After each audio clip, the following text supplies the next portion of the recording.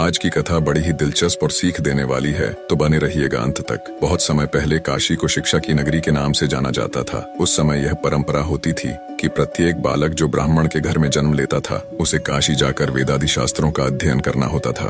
तभी वह कर्मकांड आदि पुरोहिताई के कार्य करने के योग्य होता था। एक बार की बात है, एक पंडित जी ने अपने बेटे को भी शास्त्रों के अध्ययन के लिए काशी भेजा। सभी शास्त्रों का अध्ययन करने के बाद पूरी तरह सब कुछ कर निपुण होकर बालक अपने गांव लौटा। बेटे की आने की खुशी में पंडित जी ने एक भव्य उत्सव का आयोजन करवाया, जिसमें ज्ञान चर्चा का विषय भी रखा गया। उसमें नए पंडित जी को शास्त्रोक्त तरीके से ग्रामवासियों की समस्याओं का समाधान करना था।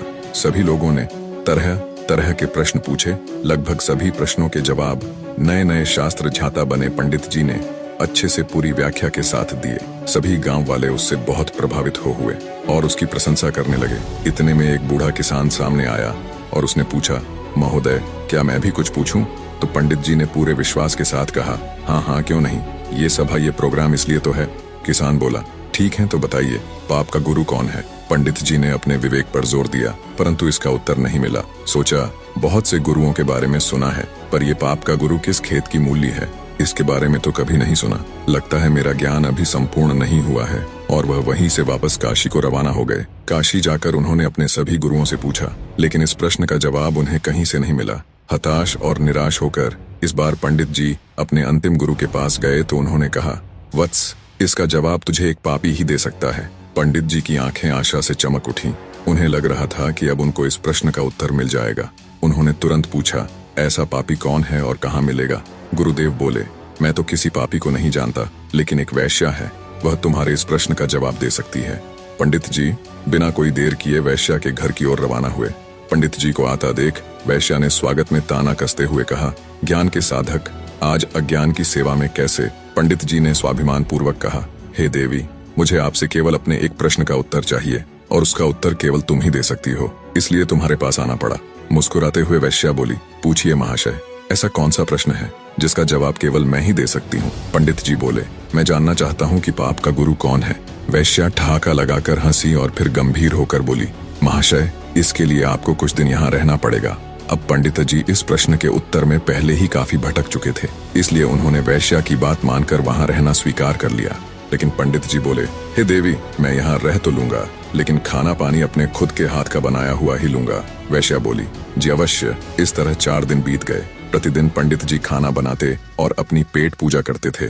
आखिर परेशान होकर पंडित जी ने वैश्या से पूछ ही लिया, हे देवी, मुझे मेरे प्रश्न का जवाब कब मिलेगा? वैश्या बोली, थोड़ा धैर्य धारण कीजिए महोदय, बस 1 दिन की और बात है। उसी दिन पंडित जी का खाने पीने का सामान भी खत्म हो गया। वैश्या का ठिकाना गांव से काफी दूर था। भयंकर गर्मी और चिलचिलाती धूप देखकर पंडित जी ने सोचा, अभी तो बहुत गर्मी है, सूर्य ढल जाएगा, तब शाम को बाजार जाकर सामान लाऊंगा। और भूखे पेट ही काम में लग गए। सुबह से भूखे पंडित जी अपनी पोथियों के पन्ने पलट रहे थे।